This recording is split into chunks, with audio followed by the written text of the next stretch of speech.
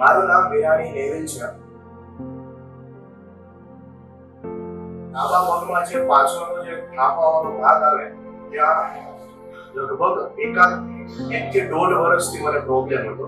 ખ્યાલ આવે ને કે ભાઈ આ એક ઓસ્ટિયોમા છે, જે એક પ્રકારની નોર્મલ એવી ગાઈટ ટાઈપનું આવે, મતલબ નોર્મલ ટ્યુમર જે કહેવાય એ ટાઈપનું. હાર્ડ જર્ની હતી, મેં બહુ સહન કર્યું છે. આ પેઇન છે ને આખી રાત જાગતો, સાવ પ્રોબ્લેમ 0% જે કહેવાય ને કોઈ જાતનો દુખાવો નહીં એરી. લગભગ 1 થી 1.5 કલાકની સર્જરી હતી, પણ ખ્યાલ જ નહોતો કે ભાઈ મારી સર્જરી થાય છે.